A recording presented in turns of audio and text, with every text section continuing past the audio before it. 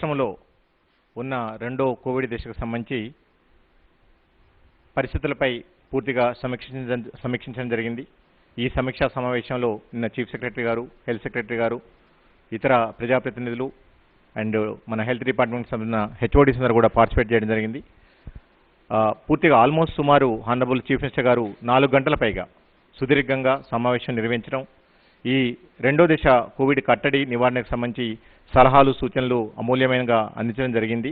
So దానిలో భాగంగా ఇమీడియట్గా అప్పటికప్పుడు కూడా హానరబుల్ ప్రైమ్ మినిస్టర్ గారితో మాట్లాడటం, హానరబుల్ యూనియన్ రైల్వే మినిస్టర్ గారితో మాట్లాడటం, మన రాష్ట్రానికి సంబంధించిన ముఖ్యమైన ఏదైతే 3 సమస్యలు ఉన్నాయో, ఆక్సిజన్ అనుకోండి, రెమ్డెసివిర్ ఇంజెక్షన్ అనుకోండి, కోవిడ్-19 వ్యాక్సిన్స్ అనుకోండి, ఇమీడియట్గా హానరబుల్ ప్రధానమంత్రి గారితో మాట్లాడేసి దానికి సంబంధించిన మన నిర్ణీత రిక్వైర్మెంట్స్ ఏవైతున్నాయో వాటినన్నింటినీ కూడా రిక్వెస్ట్ చేయడం జరిగింది. దానికి స్పందించి హానరబుల్ ప్రైమ్ మినిస్టర్ గారు కూడా ఇమీడియట్గా union cabinet minister Piyush Goyal గారికి వారు మళ్ళీ మన హానరబుల్ చీఫ్ మినిస్టర్ గారికి ఎక్స్ప్లెయిన్ చేసేసి వీటికి సంబంధించిన సహాయాలన్నీ కూడా చేయమని చెప్పి ఆదేశించడం జరిగింది.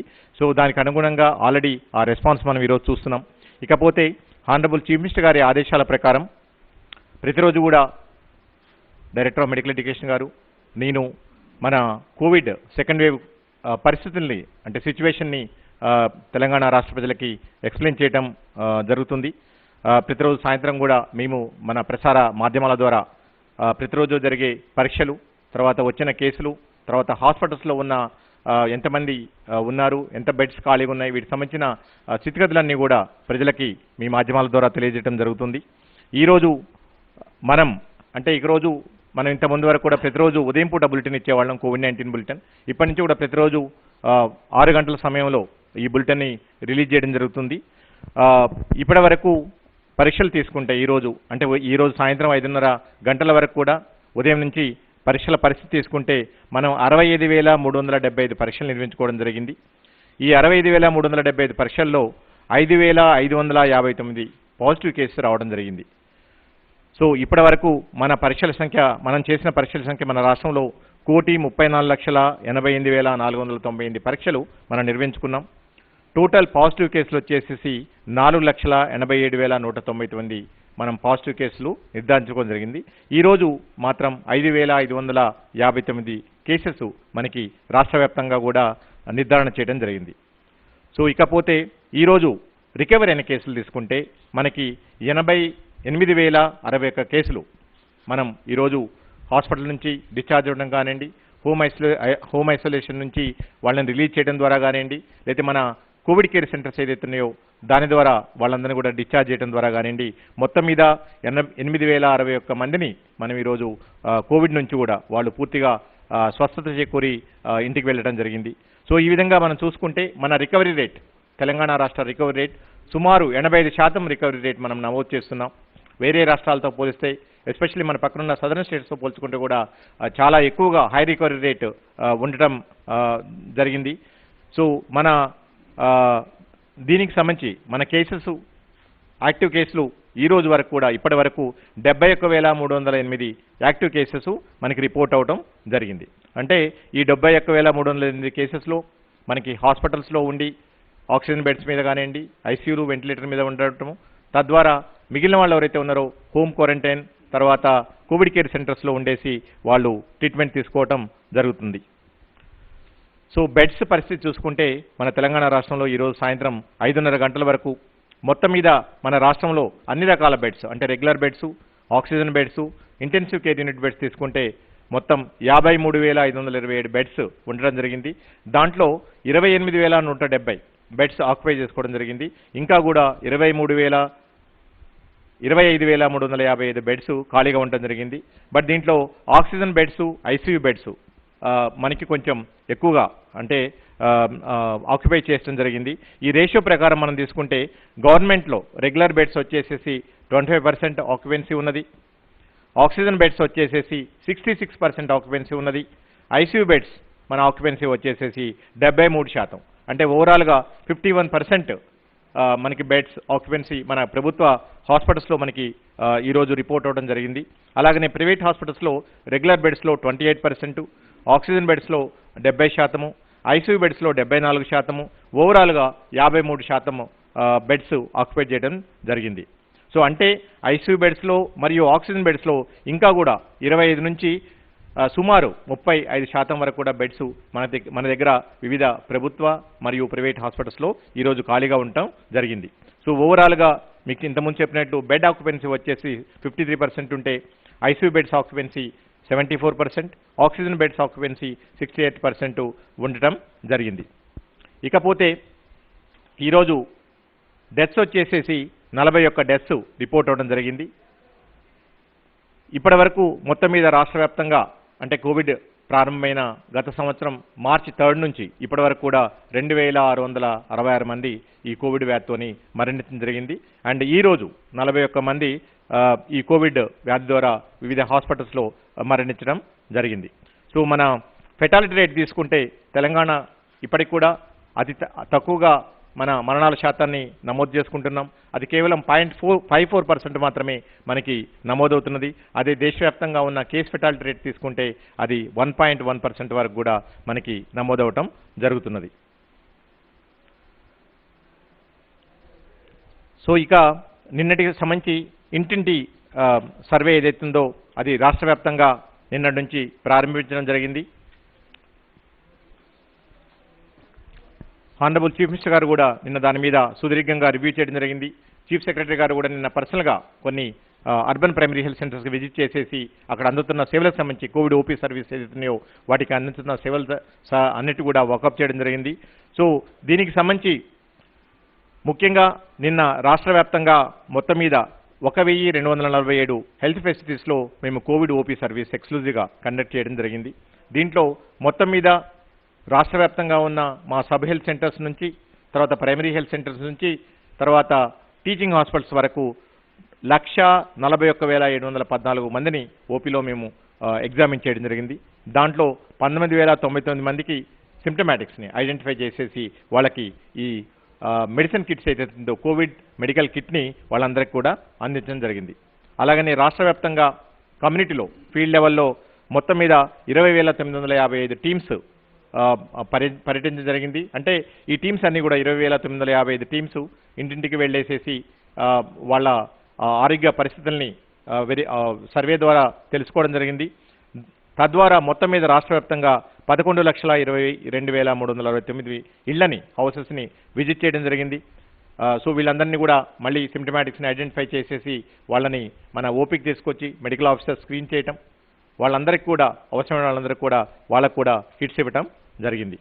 సో ముఖ్యంగా ప్రజలకి దీనికి సంబంధించి తెలంగాణ రాష్ట్ర ప్రభుత్వం దేశంలోని అన్ని రాష్ట్రాల కంటే ముందుగా ఎస్పెషల్లీ ట్రీట్మెంట్ ఫస్ట్ అనే నినాదంతో, ఎందుకంటే పరీక్షల కంటే ప్రాణాలు ముఖ్యం అనే నినాదంతో, ఎందుకంటే తద్వారా ఇప్పుడు మనం ఈ మధ్యకాలంలో చూస్తున్నాం పరీక్షల వల్ల ప్రతి ఒక్కళ్ళు కూడా పరీక్షలు చేయించుకున్న తర్వాతనే ట్రీట్మెంట్ స్టార్ట్ చేద్దాం అండ్ ఆ పరీక్షా ఫలితాలు రావడానికి కొంచెం టైం పట్టడం, తద్వారా విలువైన సమయం ఏదైతే ఉందో సిమ్టమ్స్ వచ్చిన తర్వాత ఏదైతే మందులు వాడాలో వాళ్ళు సకాలంలో మందులు వాడకపోవటం వల్ల కొన్ని రకాల పరమైన సమస్యలు తలెత్తడం, కొంతమంది హాస్పిటల్లో సీరియస్ సివియారిటీతోనే అడ్మిట్ అవ్వటం, ఇవన్నీ కూడా జరుగుతున్నాయి. వీటిని దృష్టిలో పెట్టుకొని తెలంగాణ రాష్ట్ర ప్రభుత్వం యుద్ధ ప్రాతిపదికన ఈ రాష్ట్ర వ్యాప్తంగా ఉన్న అన్ని ఆరోగ్య కేంద్రాలలో ఓపీ సర్వీసెస్ స్టార్ట్ చేయటం, అట్లే మా ఏఎన్ఎంస్ అండ్ ఆశా కార్యకర్తల ద్వారా రాష్ట్ర వ్యాప్తంగా ఇంటింటికి తిరిగేసేసి ప్రజల ఆరోగ్య పరిస్థితులను తెలుసుకోవటం, వాళ్ళకి కిట్స్ ఇవ్వటం అనే బృహత్తర కార్యక్రమాన్ని చేపట్టడం జరిగింది.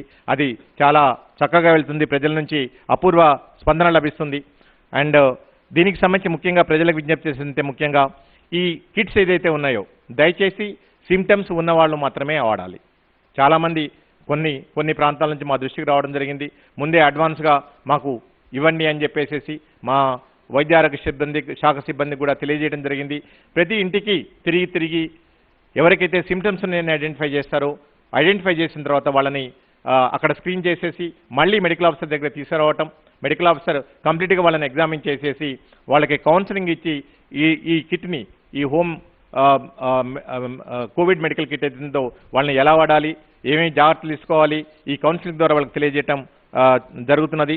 దయచేసి అనవసరంగా, ఎందుకంటే ఇప్పటి వరకు మనం చూస్తున్నాం చాలామంది మనకి రాబోయే రోజుల్లో కోవిడ్ వస్తుందేమో అని చెప్పేసి కొంతమంది ఇళ్లలో ఆక్సిజన్ సిలిండర్స్ పెట్టుకుంటున్నారు, కొంతమంది ఇళ్లలో రెమ్డెసివిర్ ఇంజక్షన్లు పెట్టుకుంటారు, కొంతమంది ఎలాంటివి లేకపోయినా సరే భయంతోనో ఆదుర్దాతోనో హాస్పిటల్స్లో అడ్మిట్ అవ్వడం కూడా జరుగుతున్నది. సో వీటి వల్ల అనవసరమైన కృత్రిమ కొరత అనేది ఏర్పడుతుంది. ఆక్సిజన్ సిలిండర్స్కి అయితేంది, లేదా రెమ్డెసివిర్ ఇంజక్షన్లకు అయితేంది, హాస్పిటల్లో బెడ్స్ అయితేంది.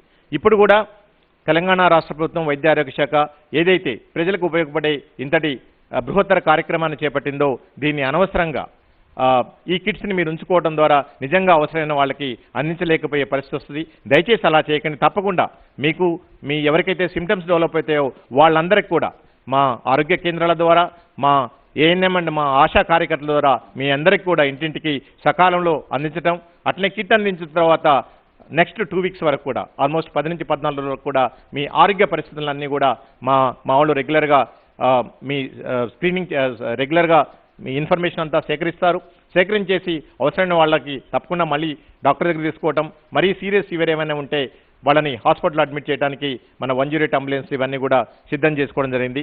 కాబట్టి ముఖ్యంగా ఈ కిట్స్ అవసరం ఉన్న వాళ్ళకు మాత్రమే మా ఆరోగ్య కార్యకర్తలు ఇస్తారు.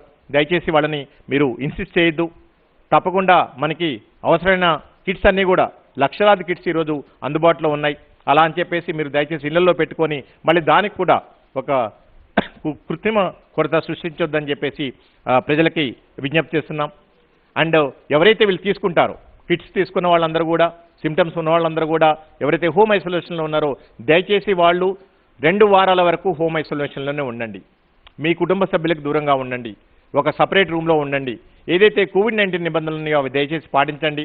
మేము మందులు వేసుకుంటున్నాం, ఇంకా మాకు ఏమీ కాదు, మేము బయట తిరగవచ్చు అని చెప్పేసి దయచేసి అలాంటి ప్రయోగాలు మీరు చేయొద్దని చెప్పేసి మీ అందరికీ విజ్ఞప్తి చేస్తున్నాం. ఎందుకంటే ఒకసారి సిమ్టమ్స్ డెవలప్ అయిన తర్వాత మీరు మందులు వాడుతున్నప్పుడు మీకు కంప్లీట్గా పూర్తి రెస్ట్ కావాలి. అంటే నార్మల్గా ఎనీ వైరస్కి మన బాడీలో ప్రవేశించిన తర్వాత రెస్ట్ అంటే విశ్రాంతి అనేది చాలా ముఖ్యమైనది.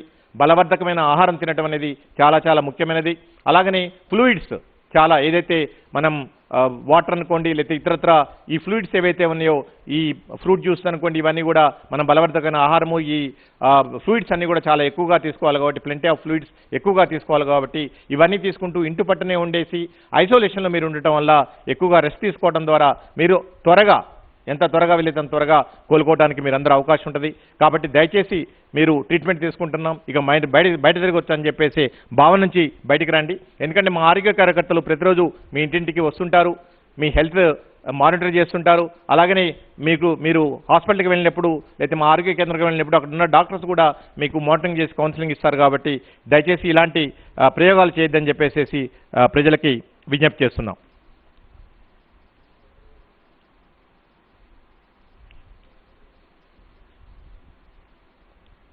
ఇకపోతే ఈ వ్యాక్సినేషన్కి సంబంధించి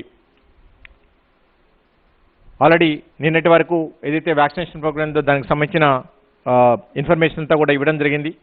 ముఖ్యంగా నిన్న హానరబుల్ చీఫ్ మినిస్టర్ గారు ఈ వ్యాక్సినేషన్ ప్రోగ్రామ్ని రివ్యూ చేస్తూ ఎస్పెషల్లీ సెకండ్ డోస్ ఎవరైతే డ్యూ ఉన్నారో, అంటే ఫస్ట్ డోస్ తీసుకొని కోవిషీల్డ్ 6 వారాలు కంప్లీట్ అయిన వాళ్ళు, అలాగనే కోవాక్సిన్ 4 వారాలు కంప్లీట్ అయిన వాళ్ళందరికీ కూడా ప్రాముఖ్యత అంటే ఇంపార్టెన్స్ ఇచ్చేసేసి వాళ్ళకి 2 డోసులు ఇవ్వడం ద్వారా పూర్తి రక్షణ దొరికే అవకాశం ఉంటుంది. కాబట్టి వాళ్ళకి సెకండ్ డోస్ని వాళ్ళ డ్యూ డేట్స్ ప్రకారం ఇవ్వమని చెప్పేసి హెల్త్ డిపార్ట్మెంట్కి తర్వాత చీఫ్ సెక్రటరీ గారికి డైరెక్షన్స్ ఇవ్వడం జరిగింది. దాని ప్రకారము మీకు మళ్ళీ మేము పూర్తి ఇన్ఫర్మేషన్ ఇస్తాం. ఈ సెకండ్ డోస్ని మనం ఎలా స్టార్ట్ చేస్తామని చెప్పేసి. సో ఇప్పటి వరకు కూడా మనం రాష్ట్ర వ్యాప్తంగా తీసుకుంటే సెకండ్ డోస్ ఈ 31 మే వరకు డ్యూ ఉన్నవాళ్ళు మన రాష్ట్రంలో 19,92,257 మంది ఉన్నారు. అంటే మొత్తం మీద సెకండ్ డోస్ ఈరోజు అంటే ఫస్ట్ నుంచి ఈ 31 వరకు మనం కంప్లీట్ చేసుకోవాల్సిన వాళ్ళు కోవాక్సిన్ అయితే 3,30,714 మంది, కోవిషీల్డ్ అయితే 16,61,543 మందికి మనం సెకండ్ డోస్ ఇచ్చుకోవాలి. అలాగనే 15 డేస్ తీసుకుంటే మనం సుమారు అంటే ఈ 15th మే వరకు తీసుకుంటే 4,99,432 మంది సెకండ్ డోస్కి బోత్ కోవాక్సిన్ అండ్ కోవిషీల్డ్ అంటే కోవిషీల్డ్ 6 వారాలు కంప్లీట్ అయిన వాళ్ళు, కోవాక్సిన్ 4 వారాలు కంప్లీట్ అయిన వాళ్ళు వీళ్ళందరూ డ్యూ ఉన్నారు. వీళ్ళందరికీ కూడా ఈ 15 రోజుల్లో సుమారు 5 లక్షల మందికి మనం సెకండ్ డోస్ వ్యాక్సిన్ వేసుకోవాల్సిన అవసరం ఉన్నది. దాని ప్రకారం చీఫ్ సెక్రటరీ గారు మార్నింగ్ నుంచి కూడా హెల్త్ సెక్రటరీ గారు దీన్ని రివ్యూ చేస్తున్నారు. సో ఈ సెకండ్ డోస్ని ఎలా అందించాలి, దానికి సంబంధించిన కోవిన్ పోర్టల్లో ఎలా అనుసంధానం చేసుకోవాలి, దీనికి సంబంధించిన ఇన్ఫర్మేషన్ మ్యాక్సిమం ఈ రోజు రాత్రి వరకు కూడా అందించడం జరుగుతున్నది. బట్ డెఫినెట్గా రేపటి నుంచి ఏదైతే వ్యాక్సినేషన్ ప్రోగ్రామ్ స్టార్ట్ అవుతుందో ఈ సెకండ్ డోస్ తీసుకునే వాళ్ళకి ప్రాముఖ్యత ఇవ్వడం జరుగుతుంది. ఫస్ట్ ప్రయారిటీ ఎవరైతే డ్యూ డేట్ కంప్లీట్ అయి ఉన్నారో, ఎందుకంటే రాష్ట్ర వ్యాప్తంగా మాకు చాలా ఫోన్ కాల్స్ వస్తున్నాయి. మా కాల్ సెంటర్స్ కూడా మేము సెకండ్ డోస్ మరి ఆల్రెడీ కంప్లీట్ అయిపోయింది, ఎందుకంటే ఇప్పుడున్న కోవిన్ పోర్టల్లో మనకి ఎక్స్క్లూజివ్గా సెకండ్ డోస్ ఎవరైతే డ్యూ ఉన్నారో దాని ప్రకారం వాళ్ళు రిజర్వ్ చేసుకోవడానికి అవకాశం లేకుండా పోయింది ఈ పోర్టల్లో.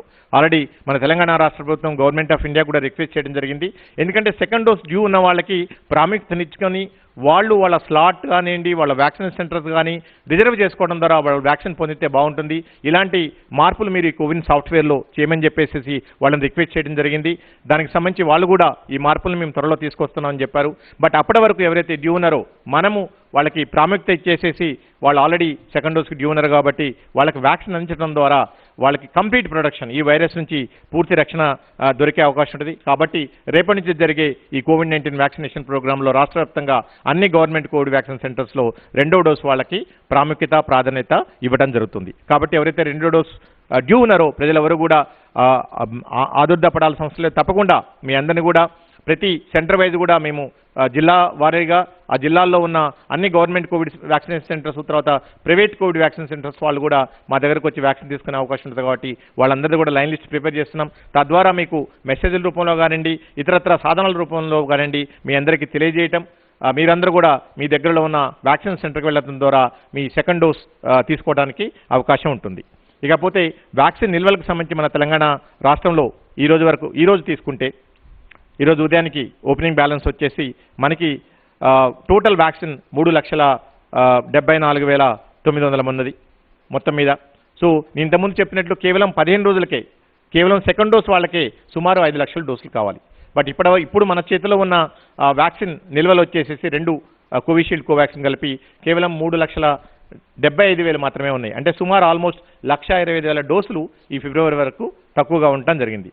సో దీనికి సంబంధించి గవర్నమెంట్ ఆఫ్ ఇండియా కూడా ఒక ఇండికేషన్ ఇవ్వడం జరిగింది. నిన్న హానరబుల్ చీఫ్ మినిస్టర్ గారు కూడా ప్రైమ్ మినిస్టర్ గారిని రిక్వెస్ట్ చేయడం జరిగింది. సుమారు మా రాష్ట్రానికి ప్రతిరోజు కూడా 2 నుంచి 2.5 లక్షలు మినిమం, అంటే తక్కువలో తక్కువ మేము వ్యాక్సిన్స్ చేసే అవకాశం ఉంది. కాబట్టి మనకి ఎలకేట్ చేయమని చెప్పేసి హానరబుల్ ప్రైమ్ మినిస్టర్ గారిని రిక్వెస్ట్ చేయడం జరిగింది. దానికి అనుగుణంగా కొన్ని మనకి ఏదైతే అలాట్మెంట్ ఉందో, ఎలకేషన్ ఉందో అది పెరుగుతుందని చెప్పి ఆశిస్తున్నాం రాబోయే రోజుల్లో.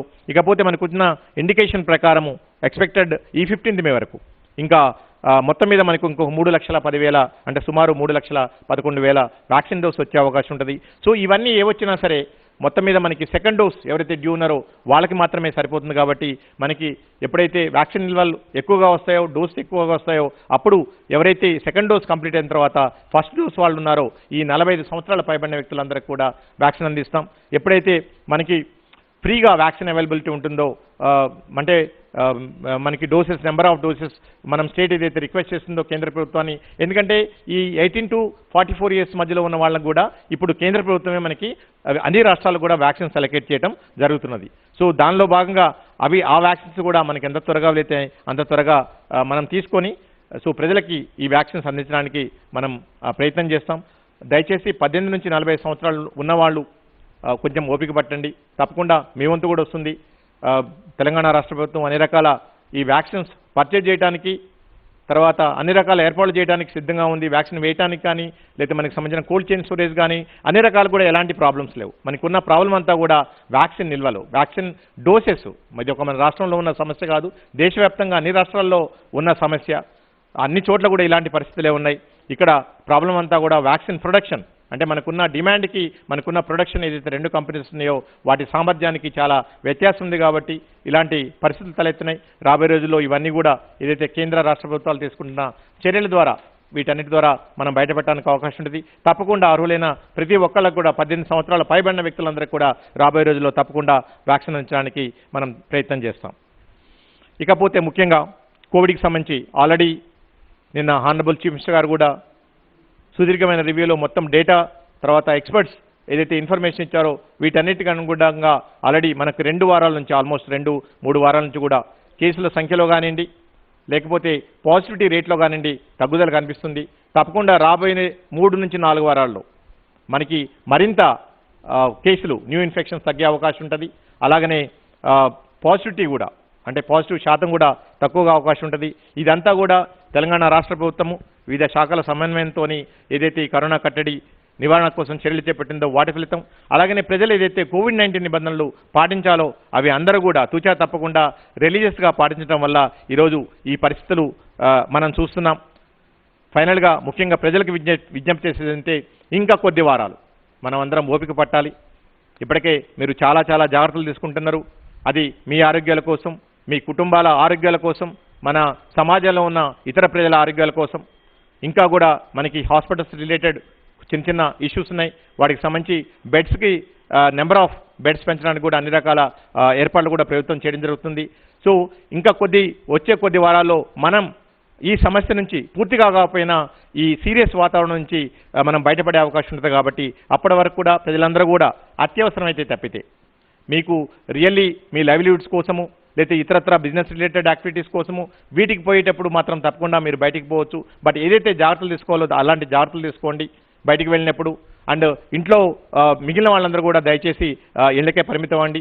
అలాగనే ఈ ఫంక్షన్స్ అనుకోండి, ఇతరత్ర అనుకోండి, ఎందుకంటే మనకి వచ్చే కొద్ది రోజుల్లోనే పెళ్లిళ్ళు స్టార్ట్ అవుతున్నాయి. ఆల్రెడీ చాలా ఫంక్షన్స్ స్టార్ట్ అవుతున్నాయి. ఆల్రెడీ నిన్న హానరబుల్ చీఫ్ మినిస్టర్ గారు ఆదేశించడం జరిగింది.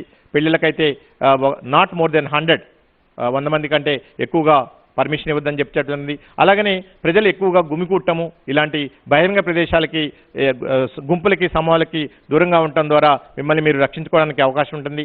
అలాగనే బయటకు వస్తే తప్పకుండా మాస్క్ వేసుకోవటం అండ్ ఎస్పెషల్లీ డబుల్ మాస్క్. ఎప్పుడు కూడా తెలంగాణ వైద్య ఆరోగ్య శాఖ ప్రజలకు ముందే అడ్వైజరీ ఇస్తున్నది.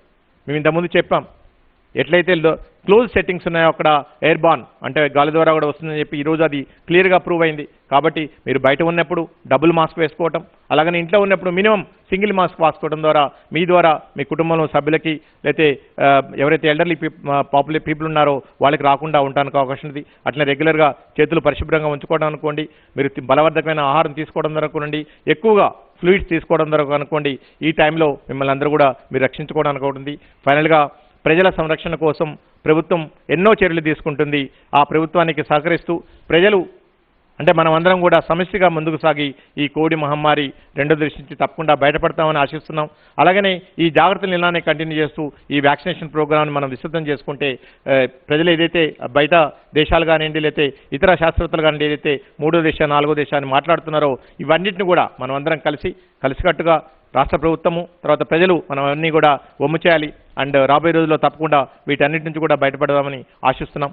ఇప్పుడు మన డైరెక్టర్ ఆఫ్ మెడికల్ ఎడ్యుకేషన్ గారు ఎస్పెషల్లీ హాస్పిటల్ రిలేటెడ్ అట్లనే ప్రజలు ఈ సమయంలో ముఖ్యంగా తీసుకోవాల్సిన జాగ్రత్తలు అలాగే ఈ నివారణకు సంబంధించి ప్రజలందరికీ కూడా వారి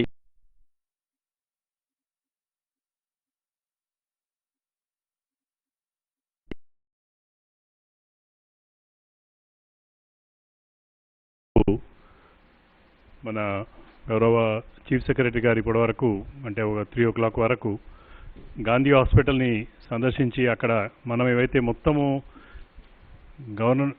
జిహెచ్ఎంసీలో ఏవైతే పడకలు పెంచే కార్యక్రమం చేస్తున్నామో ముఖ్యంగా ఆక్సిజన్ బెడ్స్ రెగ్యులర్ బెడ్స్ కాదు ఆక్సిజన్ బెడ్స్ ఏవైతే ఎన్హాన్స్ చేస్తున్నామో అరౌండ్ 2300 బెడ్స్ దాకా మనము డిఫరెంట్ హాస్పిటల్స్లో ప్లాన్ చేశాము. వీటిని సమీక్షించడానికి ఈరోజు గాంధీకి రావడం జరిగింది. అక్కడ అన్నీ ఏవైతే కొత్తగా మనం క్రియేట్ చేస్తున్నామో ఫెసిలిటీస్ అవి తిరిగి చూడడము అండ్ కొత్తగా మనం అక్కడ స్టార్ట్ చేసిన ఆక్సిజన్ జనరేటర్ ఒక 2000 లీటర్స్ పర్ మినిట్ జనరేట్ చేసేది దాన్ని వాళ్ళ స్టార్ట్ చేయడం జరిగింది. అది ఇప్పుడు మనం ఏదైతే కొత్తగా ఒక 160 బెడెడ్ ఫెసిలిటీ ఐసీయూ ఫెసిలిటీ సపరేట్గా క్రియేట్ చేశామో దానికి పర్టికులర్ ఆక్సిజన్ సప్లైస్ ఉంటాయి.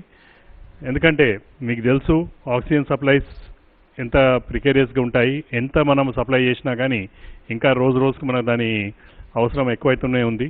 కానీ మనకి ఇచ్చిన అలొకేటెడ్ ఆక్సిజన్ సప్లైస్ నుంచి కూడా కొన్ని రాష్ట్రాల నుంచి ఆక్సిజన్ సప్లైస్ని ఇక్కడ రానికపోవడం వల్ల మనకు కొద్దిగా కొరత కూడా అవుతుంది. కానీ ఇంకా మనము ఈ పర్టికులర్ స్టేజ్లో మాత్రము దాన్ని అధిగమించగలుగుతున్నాము. కానీ రాను ఇంకా నంబర్ ఆఫ్ కేసెస్ పెరిగినట్లయితే ఆటోమేటిక్ యూటిలిటీ పెరుగుతుంది. అప్పుడు ప్రాబ్లం వచ్చే ఛాన్స్ వస్తుంది కనుక ఈ 20 ఆక్సిజన్ జనరేటర్స్ చాలా ఇంపార్టెంట్. ఇవే కాకుండా ఇంకొక 51 ఆక్సిజన్ జనరేటర్స్ కూడా మన తెలంగాణకు అలొకేషన్ చేశారు. ఇవన్నీ కూడా తొందరలోనే ఆల్రెడీ వీటికి బేసిక్ వర్క్ ఏదైతే ఉంటుందో ఆ షెడ్స్ అవన్నీ క్రియేట్ చేయడం కూడా వర్క్ కొన్ని ప్లేసులలో ఆల్రెడీ స్టార్ట్ అయింది. తొందరలోనే అంటే ఒక ఎస్టిమేషన్ ప్రకారం ఒక 1 month లోపల ఇవన్నీ కూడా రెడీ అయ్యే ఆస్కారం ఉంటుంది. ఆ రెడీ అయినట్లయితే మనకు ఈ 51 హాస్పిటళ్లలో, ఎందుకంటే ముఖ్యంగా ఇవి అన్నింటినీ కూడా మనము హైదరాబాదే కాకుండా డిస్ట్రిక్ట్స్లో ఉన్న మన డిస్ట్రిక్ట్ హాస్పిటల్స్ కానివ్వండి, ఏరియా హాస్పిటల్స్లో వీటిని ఎస్టాబ్లిష్ చేస్తున్నాము. దాంతో అక్కడ లోకల్ నీడ్స్ మాత్రం ఫుల్ఫిల్ చేయగలుగుతానికి ఈజీగా ఉంటుంది. ఇవి ఎందుకంటే ముఖ్యంగా ఈ ఆక్సిజన్ చిన్న హాస్పిటళ్లలో ఆక్సిజన్ సిలిండర్స్ త్రూ ఇస్తాం. దానివల్ల ఏమవుతుందంటే ట్రాన్స్పోర్ట్ కానివ్వండి, ఒక్కోసారి లిక్విడ్ ఆక్సిజన్ ఎవరైతే రీఫిల్లర్స్ ఉంటారో వాళ్ళ దగ్గర డిలే కావడం వల్ల కొద్దిగా ప్రాబ్లమ్స్ అయితే ఛాన్స్ ఉంటుంది. కనుక వీటిని మనం అధిగమించడానికి ఈ న్యూ ఆక్సిజన్ జనరేటర్స్ అన్నవి చాలా యూస్ఫుల్ అవుతాయి. అయితే నిన్న గౌరవ ముఖ్యమంత్రి గారు రివ్యూ చేసిన తర్వాత అందులో కూడా మేము ఈ డీటెయిల్స్ అన్నీ కూడా పొందుపరిచాము. ఏవైతే మనం హాస్పిటల్స్ బెడ్స్ ఎన్హాన్స్ చేద్దామనుకున్నాం జిహెచ్ఎంసీలో, ఎందుకంటే ఫస్ట్ జిహెచ్ఎంసీ టేకప్ చేశారు. మ్యాక్సిమం లోడ్ ఇక్కడ పేషెంట్స్ ఉన్నారు కనుక ఇంకా మనకు అవసరం పడుతుంది కనుక డే బై డే దాన్ని అనుగుణంగా మనకు షార్టేజ్ రావద్దని ఆల్రెడీ టిమ్స్లో ఒక 200 పడకల దాకా ఆల్రెడీ రెడీ అయినాయి. మొత్తం ఆడ 300 బెడ్స్ అనుకున్నాము. మోస్ట్ ప్రాబ్లీ ఇప్పటి వరకు ఆ రిమైనింగ్ బెడ్స్ కూడా రెడీ అయిపోయి ఉంటాయి. ఇదే కాకుండా ఎంట్రీ దగ్గరనే ట్రయాజ్ కూడా క్రియేట్ చేస్తున్నాం. ఆడ ముఖ్యంగా ఏంటంటే పేషెంట్ ఎవరైతే ఇమీడియట్ రాగానే వాళ్లకు ఆక్సిజన్ సప్లైతో ఉంటారు, వాళ్ళు అన్నెసరీ ఇప్పుడు అంబులెన్స్లలో వెయిట్ చేసే పరిస్థితి ఉంది.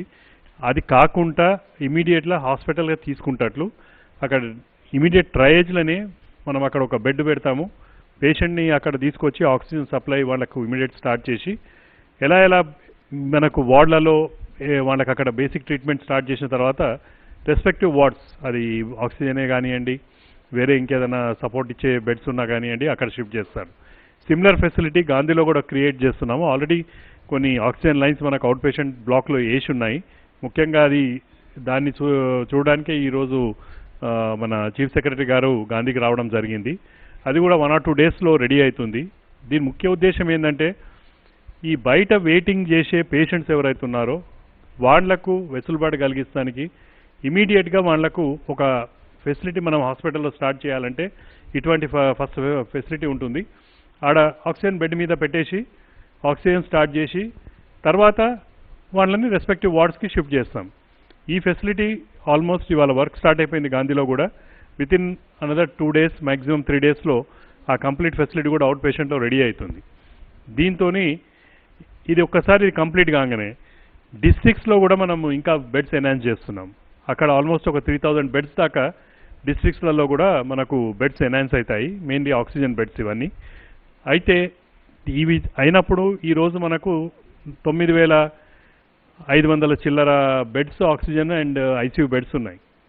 ఇవి రేపటి దినము ఆల్మోస్ట్ 15,000 బెడ్స్ గవర్నమెంట్ సెక్టర్ని చెప్తున్నాను, నేను ప్రైవేట్ కాదు, గవర్నమెంట్ సెక్టర్ని 15,000 బెడ్స్కి మనం రీచ్ అవుతున్నాం. ఇవన్నీ కూడా వార్ ఫుటింగ్ మీద నడుస్తున్నాయి. ఇదే కాకుండా ఇంకా ఎగ్జిస్టింగ్ హాస్పిటల్స్లో కూడా ఇంకా కొద్దిగా బెడ్ స్ట్రెంత్స్ పెంచడానికి కూడా మన గౌరవ చీఫ్ సెక్రటరీ గారు కొన్ని ఆదేశాలు ఇచ్చారు. అంటే మీద మేక్ షిఫ్ట్ అరేంజ్మెంట్స్ షెడ్స్ కింద వేసి కొన్ని హాస్పిటల్స్లో, అంటే మల్కాజిగిరి హాస్పిటల్ కానివ్వండి, మలక్పేట హాస్పిటల్, ఇటువంటి వీటిలలో కూడా ఉన్న బెడ్స్ కంటే ఇంకొక 100 పడకలు ఇంకెక్కువ చేయాలని, ఇంకా అవి చేస్తే ఇంకా కూడా ఎక్కువ బెడ్స్ మనకు హైదరాబాద్లో అందుబాటులోకి వస్తాయి. ఇవన్నీ కూడా సదుపాయాలు కలిగిస్తున్నాము. దీనికి అనుగుణంగా అవసరం ఉండే ఏవైతే మనము సిప్యాప్లే కానివ్వండి, మానిటర్సే కానివ్వండి, ఇవన్నీ కూడా ఆర్డర్స్ ప్లేస్ చేసి ఉన్నాయి. అయితే as far as drugs are concern, government హాస్పిటల్లో మాత్రము ఎటువంటి కొరత లేదు. మనం ఫ్రీగా రెమెడిసివిర్లే కానివ్వండి, ఈ యాంటీకోయాగులెంట్సే కానివ్వండి, వేరే డ్రగ్సే కానివ్వండి, ఏవైతే కోవిడ్లో వాడుతున్నామో అవి మన దగ్గర అడిక్వేట్ స్టాక్స్ ఉన్నాయి. అన్ని హాస్పిటల్స్లో కూడా మనం పొందుపరిచాం. అంటే it's not only in Hyderabad, including district hospitals, area hospitals, even ఎక్కడైనా కొన్ని సిహెచ్సిలలో కూడా మా దగ్గర కేసులు చాలా అడ్మిట్ అవుతున్నాయి ఇంటీరియర్ ఏరియాస్లో. అటువంటి హాస్పిటల్స్ కూడా మనము ఇవి సప్లై చేస్తున్నాం. సో ఎక్కడ కూడా కృత్రిమ కొరత లేదు. అండ్ అక్కడక్కడ కొన్ని ఇన్సిడెన్సెస్ ఎక్కడనో కొన్ని ఇన్సిడెన్సెస్ మిస్యూజ్ చేసిండు అటువంటి వచ్చినాయి మా దృష్టికి వస్తే ఇమీడియట్లీ అవిటిని కూడా మేము పకడ్బందీకి ఇప్పుడు ఫర్ ఎగ్జాంపుల్ రెమిడిసివిర్ ఉన్నదైతే రెమిడిసివిర్కి ఒక ప్రొసీజర్ ప్రోటోకాల్ మేము స్టార్ట్ చేసి అన్ని హాస్పిటల్లో ఇంట్రడ్యూస్ చేశాం సో దట్ అవిటిని మిస్యూజ్ చేయకుండా ప్రతి పేషెంటు ఎవరికైతే ఇస్తున్నారో వాళ్ళ అన్ని డీటెయిల్స్ పొందుపరచడమే కాకుండా వాళ్ళ ఫొటోస్ అవన్నీ కూడా దాంట్లో ఇన్కార్పొరేట్ చేసి ఆ రికార్డ్స్ని ప్రతి హాస్పిటల్లో వాళ్ళు భద్రపరచాలి. తర్వాత రెగ్యులర్ బేసిస్ మీద మేము వీటిని ఆడిట్ చేస్తాం. ముఖ్యంగా ఎందుకంటే మనం తెచ్చిన ప్రతి ఇంజెక్షను ప్రతి పేషెంట్ మన దగ్గర ఎవరైతే జెన్యూన్ పేషెంట్ గవర్నమెంట్ హాస్పిటల్ వస్తుండో వాళ్లకు అందుబాటులో ఉండాలి, దీన్ని మిస్యూజ్ చేయవద్దు. ఇది మేము చాలా స్ట్రిక్ట్గా దీన్ని ఇంప్లిమెంట్ చేస్తున్నాము. అదే కాకుండా ఈ టోసిలిజుమాబ్ కూడా ఇంజెక్షన్ ఏదైతే ఉన్నదో దాని గురించి కూడా మాకు డిఫరెంట్ హాస్పిటల్స్ నుంచి అప్లికేషన్స్ వస్తున్నాయి.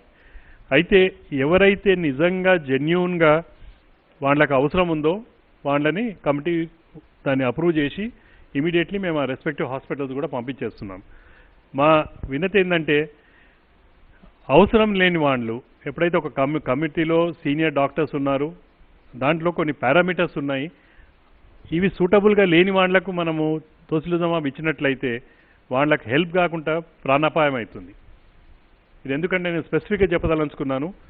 కొందరికి ఏం చేస్తున్నానంటే తెలిసో తెలియక కూడా మా డాక్టర్లు వీళ్లకు మీరు పోండి, ఈ పర్మిషన్ పెట్టుకోండి, తెచ్చుకోండి, ఇంజక్షన్లు ఇచ్చుకోండి, ఇస్తే ప్రాణాపాయం ఉండదని చెప్తున్నారు. అది తప్పది.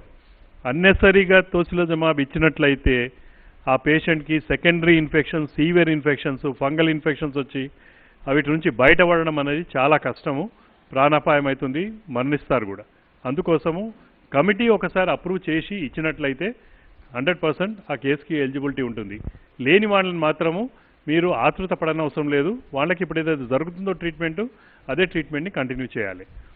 ఇంకొకటి లాస్ట్ నా రిక్వెస్ట్ ఏంటంటే డిస్ట్రిక్ట్స్లో ఉన్న పేషెంట్స్, పాజిటివ్ పేషెంట్స్ ఎవరికైతే డిస్ట్రెస్ ఉందో, ఎవరికైతే హాస్పిటలైజేషన్ అవసరం ఉందో ప్లీజ్ హైదరాబాద్కి మీరు రానవసరం లేదు. మీరు అక్కడనే దగ్గరున్న మా డిస్ట్రిక్ట్స్లో ఉన్న హాస్పిటల్స్లో, అవి డిస్ట్రిక్ట్ హాస్పిటల్ కానివ్వండి, ఏరియా హాస్పిటల్ కానివ్వండి, వీటిలలో అడ్మిట్ కాండి. అన్నెసరీ హైదరాబాద్కి వచ్చినట్లయితే అక్కడ ఫెసిలిటీస్ ఇప్పుడు మీరు బెడ్స్ స్ట్రెంత్ ఏదైతే ఉన్నదో మనం దాన్ని స్టడీ చేసినట్లయితే maximum number of beds fill up అవుతున్నాయేమో సిటీలో. డిస్ట్రిక్ట్స్లో ఉన్న బెడ్లు ఈవెన్ ఆక్సిజన్ కానివ్వండి, వెంటిలేటర్ బెడ్స్ కూడా అక్కడ అవైలబుల్ ఉన్నాయి. కానీ మనము హాస్పిటల్ స్టాటిస్టిక్స్ తీసి చూసినట్లయితే డిస్ట్రిక్ట్స్ దగ్గర కూడా ఎంతో మంది పేషెంట్స్ వచ్చి ఇక్కడ అడ్మిట్ అవుతున్నారు. ప్లీజ్ మీరు అక్కడనే అడ్మిట్ కాండి, అక్కడ ఫెసిలిటీస్ని యూటిలైజ్ చేయండి. సో దట్ ఇక్కడ మీలాంటి వాళ్ళు ఇక్కడ ఉన్న వాళ్ళకి ఎవరికైతే ఉంటారో వాళ్ళకి అది బెనిఫిట్ అవుతుంది, వాళ్ళు ఇక్కడ ఆ ఫెసిలిటీని తీసుకునే ఆస్కారం ఉంటుంది. Thank you.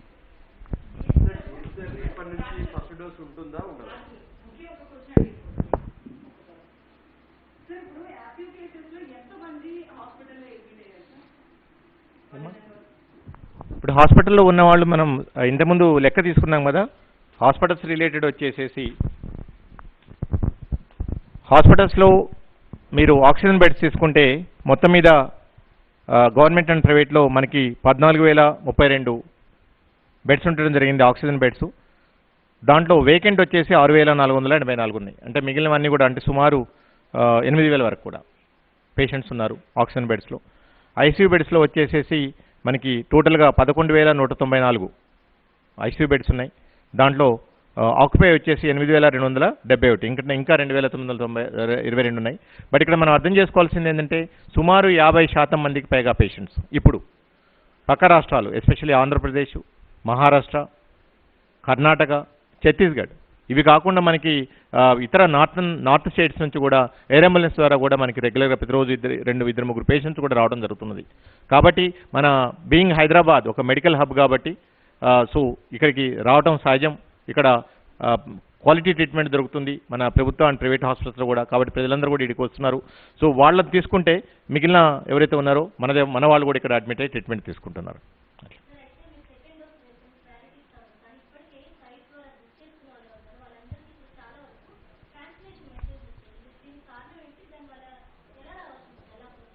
అంటే ఇది దేశవ్యాప్తంగా కేంద్ర ప్రభుత్వం వ్యాక్సినేషన్ సంబంధించి ఒక విధానపరమైన నిర్ణయం తీసుకోవడం జరిగింది. ఎవరైతే ఫస్ట్ డోస్ కంప్లీట్ అయ్యి సెకండ్ డోస్ డ్యూ ఉన్నారో, అంటే అది కోవిషీల్డ్ అయితే 6 వారాలు, కోవాక్సిన్ అయితే 4 వారాలు, ఈ కంప్లీట్ డ్యూ పీరియడ్ అయిపోయిన వాళ్ళందరికీ కూడా ప్రాధాన్యత ఇచ్చి వాళ్ళకి సెకండ్ డోస్ కంప్లీట్ చేయమని చెప్పేసి డైరెక్షన్స్ ఇవ్వడం జరిగింది. దాని ప్రకారం కూడా మన తెలంగాణ రాష్ట్రంలో కూడా ఎవరైతే డ్యూ డేట్ కంప్లీట్ అయి ఉన్నారో వాళ్ళందరినీ కూడా డిస్ట్రిక్ట్ వైజు తర్వాత ఈవెన్ ప్రతి వ్యాక్సిన్ సెంటర్ వైజ్ కూడా మేము ఐడెంటిఫై చేస్తున్నాం. వాళ్ళందరికీ కూడా వ్యాక్సిన్ అందించడం ద్వారా ఏదైతే పాక్షికమైన రక్షణ దొరికిందో దాన్ని పూర్తి రక్షణగా కన్వర్ట్ చేయడానికి ప్రభుత్వం ప్రయత్నం చేస్తుంది. అది మొదటి భాగం. నేను మాట్లాడేది సెకండ్ డోస్ వాళ్ళకే. దానికి సంబంధించి విధి విధానాలు మీకు తెలియజేస్తాం అట్లా. ఎందుకంటే ఇప్పుడు మేము మాకున్న ఇష్యూ కోవిన్ సాఫ్ట్వేర్లో ఏంటంటే ఇప్పుడు సెకండ్ డోస్ వాళ్ళకి మేము వెయ్యాలి అంటే వాళ్ళు స్లాట్ రిజర్వ్ చేసుకోమని చెప్పాలి, బికాజ్ ఇట్స్ ఆన్లైన్ పోర్టల్ కాబట్టి. బట్ అక్కడ ఓన్లీ సెకండ్ డోస్ వాళ్ళు రిజిస్టర్ చేసుకోవడానికే అవకాశం లేదు. దానికి సంబంధించిన మార్పులు చేయమని చెప్పేసి కేంద్ర ప్రభుత్వాన్ని ఆల్రెడీ రిక్వెస్ట్ చేయడం జరిగింది. వాళ్ళు తప్పకుండా చేస్తామని చెప్పారు. బట్ అప్పట్లోపు రేపటి నుంచి ఎవరైతే సెకండ్ డోస్ వాళ్ళు ఉన్నారో మేబీ వాళ్ళకి ప్రాధాన్యత ఇచ్చేసేసి డైరెక్ట్గా వాళ్ళు మా వ్యాక్సిన్ సెంటర్స్కి వస్తే సో అక్కడే వాళ్ళకి రిజిస్ట్రేషన్ చేసేసి వ్యాక్సిన్ ఇవ్వడానికి ప్రయత్నం చేస్తాం. దానికి సంబంధించిన డీటెయిల్స్ అన్నీ కూడా మాక్సిమం ఈ రోజు రాత్రికి మీకు తెలియజేస్తాం. అంటే వ్యాక్సిన్ లభ్యత అల్టిమేట్లీ మనకున్న టార్గెటెడ్ పాపులేషన్ ఆల్మోస్ట్ సుమారు మన తెలంగాణ రాష్ట్రంలోనే మొత్తం మీద 3 కోట్ల మందికి మనం వ్యాక్సిన్ ఇచ్చుకోవాలి. 18 సంవత్సరాల పైబడి తీసుకుంటే మనకి సుమారు 6 కోట్ల డోసెస్ కావాలి. ఓకే, ఇప్పటి వరకు మొత్తం మీద మనం 50 లక్షల మందికి మనం డోస్ ఇచ్చుకున్నాం. 40 లక్షలు ఫస్ట్ డోసు, ఒక 10 లక్షల వరకు సెకండ్ డోస్. హెల్త్ కేర్ వర్కర్లు, ఫ్రంట్ లైన్ వర్కర్లు, 45 సంవత్సరాలు పైబడిన వాళ్ళందరికీ కూడా, ఇంకా 18 సంవత్సరాల వరకు మనం స్టార్ట్ కూడా చేసుకోలేదు. సో ఎస్పెషల్లీ ఈ ఇష్యూ మన ఒక్క తెలంగాణ రాష్ట్రంలోనే కాదు, దేశంలో ఉన్న అన్ని రాష్ట్రాలు కూడా ఇబ్బంది పడుతున్నాయి. ఎందుకంటే మనకున్న కంపెనీలు వచ్చేసి 2 ఉన్నాయి మ్యానుఫ్యాక్చరింగ్ చేసి, వాటి కెపాసిటీ కూడా ప్రతి నెల 7 నుంచి 8 కోట్ల కంటే ఎక్కువ లేదు. సామర్థ్యాన్ని పెంచడానికి ప్రభుత్వాలు ప్రయత్నం చేస్తున్నాయి, ఫ్యాక్టరీలు కంపెనీస్ ప్రయత్నం చేస్తున్నాయి. రాబోయే రోజుల్లో అలాంటి లభ్యత వచ్చినప్పుడు తప్పకుండా అర్హులైన వాళ్ళందరికీ కూడా లభ్యతను బట్టి వ్యాక్సిన్ అందజేస్తాం. వాళ్ళందరికీ కూడా మేము రెగ్యులర్గా ఇన్ఫర్మేషన్ ఇస్తూ ఉంటాం.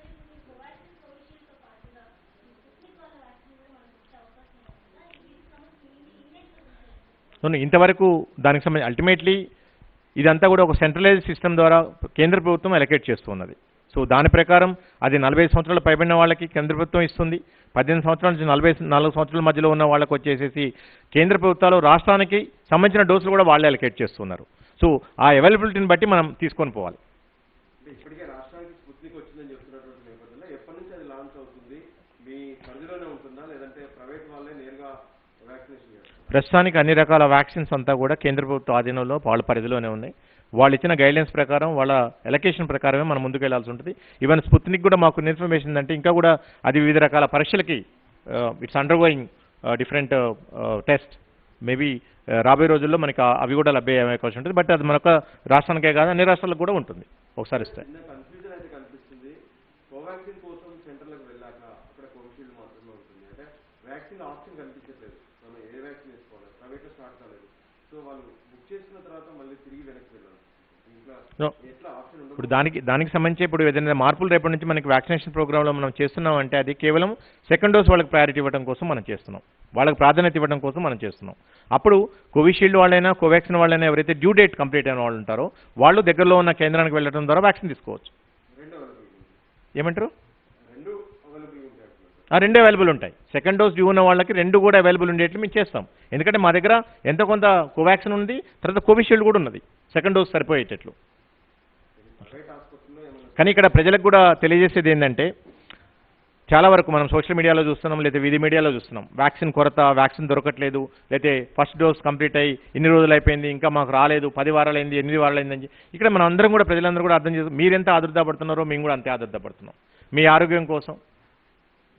సో ఇలాంటి పరిస్థితుల్లో ఇది మన చేతుల్లో లేదు. వ్యాక్సిన్ మ్యానుఫ్యాక్చర్ కావాలి. ఇది ఒక మన దేశంలో ఉన్న సమస్య కాదు, అట్లే మన ఒక్క రాష్ట్రంలో ఉన్న సమస్య కాదు. ఈ విషయాన్ని మనం అందరం అర్థం చేసుకోవాలి. కేంద్ర ప్రభుత్వము, తెలంగాణ రాష్ట్ర ప్రభుత్వం అన్ని రకాల చర్యలు చేపడుతుంది. వ్యాక్సిన్ని ఎంత త్వరగా వెళితే అంత త్వరగా ప్రజలకు. ఈరోజు ఆల్రెడీ హానరబుల్ చీఫ్ మినిస్టర్ గారు 2500 కోట్లు ఈ వ్యాక్సిన్ కోసం అలొకేట్ చేయడం జరిగింది. ఇప్పుడు మనకి రెడీలీ అవైలబుల్ వ్యాక్సిన్ ఉంటే ఈ మొత్తం అమౌంట్ పే చేసి కూడా మనం తీసుకోవడానికి సిద్ధంగా ఉన్నాం. కానీ వ్యాక్సిన్ మన ఒక్క దేశంలోనే కాదు ప్రపంచంలో కూడా ఎక్కడా లభ్యత లేదు. సో తప్పకుండా మనం వెయిట్ చేయాల్సిన అవసరం ఉంటుంది. సో రాబోయే రోజుల్లో తప్పకుండా ఇదంతా దొరుకుతుంది. అర్హులైన ప్రతి ఒక్కళ్ళకి కూడా ఎంత త్వరగా వెళ్ళి అంత త్వరగా వ్యాక్సిన్ తీసుకోవడానికి ప్రయత్నం చేస్తాం. Thank you.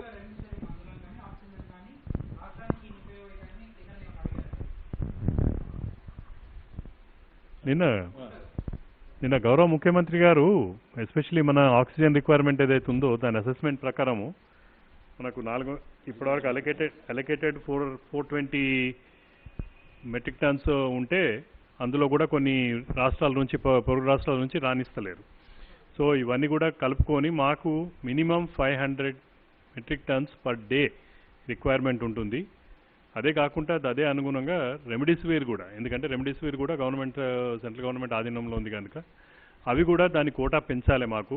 ముఖ్యంగా పక్క రాష్ట్రాల నుంచి ఆల్మోస్ట్ పేషెంట్స్ ఒక 50% పేషెంట్స్ మనకు హైదరాబాద్కి వస్తున్నారు. వీళ్ళలో చాలామంది సీరియస్ కేసెస్ ఇవి. ఆర్డినరీ కేసులో అయితేనేమో వాళ్ళకు రెమిడిసివిర్ అవసరం ఉండదు, కానీ ఇవి సీరియస్ కేసెస్ కనుక ఇప్పుడు మనకు ఎస్పెషల్లీ ప్రైవేట్ సెక్టర్ హాస్పిటల్స్లలో 50% పేషెంట్స్ వాళ్ళే ఉన్నారు. సో దాన్ని కూడా దృష్టిలో పెట్టుకొని రెమిడిసివిర్ కోటాని పెంచాలి అని కూడా సార్ రిక్వెస్ట్ చేయడం జరిగింది.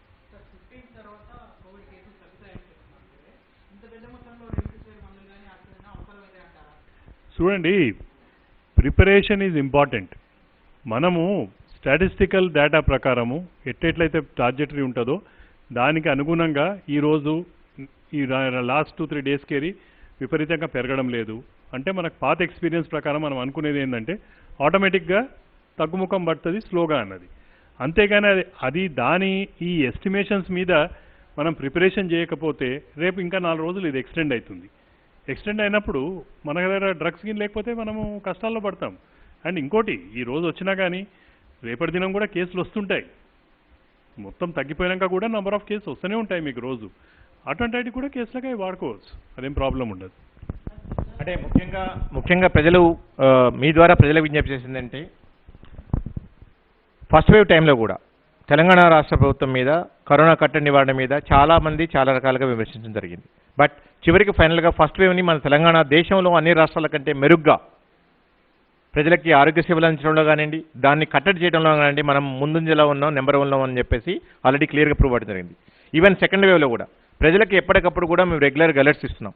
మనం అలర్ట్స్ జనవరి, ఫిబ్రవరి మాసాల్లోంచే మనం ఇవ్వడం జరిగింది. ఎప్పుడు ఎవరెవరు ఎలాంటి జాగ్రత్తలు తీసుకోవాలి, ప్రభుత్వం కూడా దీనికోసం ఎలా ప్రిపేర్ కావాలి అని చెప్పేసి కూడా ఈరోజు మనం లాస్ట్ ఇయర్ సెప్టెంబర్లో తీసుకుంటే మనకి కేవలం 18,000-20,000 బెడ్స్ ఉన్నాయి.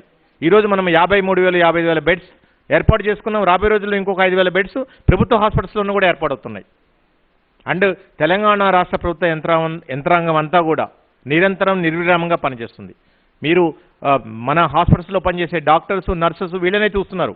వీళ్ళు కాకుండా ఇతర అడ్మినిస్ట్రేటివ్ ఆఫీసర్స్, మా చీఫ్ సెక్రటరీ గారి దగ్గర నుంచి కూడా కింది వరకు కూడా ఒక సీనియర్ 20 మంది ఐఏఎస్ ఆఫీసర్ల పైగా కేవలం ఈరోజు కరోనా కట్టడికి నివారణ కోసం బ్యాక్ ఎండ్లో పనిచేస్తున్నారు. ఈరోజు మీరు ఆక్సిజన్ మీకు ఇన్ టైంలో సప్లై అవుతుందన్న, రెమ్డెసివిర్ ఇంజెక్షన్లు ఇన్ టైంలో సప్లై అవుతుందన్న, ఆక్సిజన్ బెడ్స్, ఐసీయూ బెడ్స్ ఎక్కడికక్కడికి మనం ఎక్స్పాండ్ చేసుకొని పోతున్నాం అన్నా కానీ, హ్యూమన్ రిసోర్స్ రిక్రూట్ అవుతున్నా అన్నా కానివ్వండి, ఇవన్నీ కూడా సీనియర్ ఐఏఎస్ ఆఫీసర్స్ అందరూ కూడా నిరంతరం వాళ్ళు మానిటర్ చేస్తూ ఉన్నారు, వాళ్ళు పర్యవేక్షిస్తున్నారు, ఏజెన్సీస్తో మాట్లాడుతున్నారు. ఈ డ్రగ్స్ తీసుకోండి, కిట్స్ తీసుకోండి, వ్యాక్సిన్స్ తీసుకోండి, ఇవన్నీ కూడా ఎప్పటికప్పుడు లభ్యమయ్యేటట్లు చూస్తున్నారు. మనకి ఎన్ని రకాల రిసోర్స్ ఉన్నాయో వాళ్ళకున్న పర్సనల్ రిలేషన్స్ కూడా ఈరోజు కేంద్ర ప్రభుత్వంలోని వివిధ రకాల సమస్యలతో మాట్లాడటం ద్వారా మన తెలంగాణ రాష్ట్ర ప్రభుత్వానికి ఈరోజు తీసుకోవడం రావడం జరిగింది. ఈరోజు మాకు వైద్య ఆరోగ్య శాఖ చేసేది ఏంటి, ప్రజలకి క్వాలిటీ మెడికల్ కేర్ ఇవ్వటం. ఆ క్వాలిటీ మెడికల్ కేర్ ఇవ్వాలంటే మాకు ఇవన్నీ లభ్యత ఉండాలి. ఇన్ఫ్రాస్ట్రక్చర్ రిలేటెడ్ అనుకోండి, డ్రగ్స్ అనుకోండి, కన్జ్యూమబుల్స్ అనుకోండి, ఎక్విప్మెంట్స్ అనుకోండి, వ్యాక్సిన్స్ అనుకోండి, ఈ లభ్యత అంతా కూడా ఇతరత్ర ఆఫీసర్స్ ఎవరైతే ఉన్నారో, ఎవరైతే కనిపించట్లేదో, స్క్రీన్ ముందు లేరో, వాళ్ళందరూ కూడా నిరంతరం పనిచేస్తున్నారు. మార్నింగ్ లేచిన దగ్గర నుంచి నైట్ 2 వరకు కూడా మా చీఫ్ సెక్రటరీ గారు, ఇతర సిబ్బంది, ఈరోజు మా ఆనరబుల్ చీఫ్ మినిస్టర్ గారు కూడా గత 14 రోజుల నుంచి వారు ఈ కోవిడ్ సోకి రెస్ట్ తీసుకున్నప్పుడు కూడా ప్రతిరోజు కూడా మా అందరితో మాట్లాడడం జరిగింది. ప్రతిరోజు ఈ జరుగుతున్న యాక్టివిటీస్ అన్నిటి కూడా రివ్యూ చేయడం జరిగింది. సో ఇది ప్రజలకు కనిపించేది ఎంత పని చేస్తున్నారు. అట్లే మా వైద్య ఆరోగ్య సిబ్బంది, శాఖ సిబ్బంది గత సంవత్సరంన్నర నుంచి కూడా ఎలాంటి సెలవులు తీసుకోకుండా డాక్టర్లు, నర్సులు, పారామెడికల్ స్టాఫ్ నిరంతరం ప్రజల ఆరోగ్యం కోసం పనిచేస్తున్నారు. ఇవన్నీ కూడా మనం అప్రిషియేట్ చేయాలి. ఈ ప్రాసెస్లో ఎంతోమంది మా ఆరోగ్య కార్యకర్తలు ప్రాణాలు కోల్పోయారు ఈరోజు. కాబట్టి ప్రజలకు మేము చెప్పేది ఏంటంటే, ఇలాంటి ప్రత్యేకమైన పరిస్థితులు, ఇలాంటి మహమ్మారులు వచ్చినప్పుడు మనం అందరం కూడా కలిసికట్టుగా పోరాటం చేయాలి. ఇది ఒక ప్రభుత్వాలు చేస్తే సాధ్యమయ్యేది కాదు. ప్రభుత్వాలు మాత్రమే ఈ వైరస్ మీద విజయం సాధించలేవు. ప్రజల సమష్టి కృషితో మాత్రమే మనం ఈ వైరస్ మీద విజయం సాధించడానికి అవకాశం ఉంటుంది. కాబట్టి ప్రజలందరూ కూడా రాబోయే కొద్ది వారాలు దయచేసి ఓపిక పట్టండి. మీరు తీసుకోవాల్సిన జాగ్రత్తలు దయచేసి తీసుకోండి. ఇది మీరు చేస్తుంది మీకోసం, మీ ఆరోగ్యం కోసం, మీ కుటుంబ సభ్యుల ఆరోగ్యం కోసం. ఎందుకంటే ఇప్పటికీ మనం వింటూ ఉన్నాం, కొంతమంది కుటుంబాల్లో వాళ్ళ సన్నిహితులు కోల్పోతున్నారు. సో అలాంటి ఎవరైనా సరే వ్యక్తులు మనం కూడా మనుషులమే, మనం కూడా వ్యక్తులమే. ఈ విషయాన్ని మనం అర్థం చేసుకోవాలి. మనం తీసుకునే జాగ్రత్తలు తీసుకోవాలి. మన ద్వారా వేరే వాళ్ళకి ఈ వైరస్ సోకకుండా మనం కాపాడుకోవాలి. అప్పుడు మాత్రమే ఈ సెకండ్ వేవ్ నుంచి మనం బయటపడడానికి అవకాశం ఉంటుంది.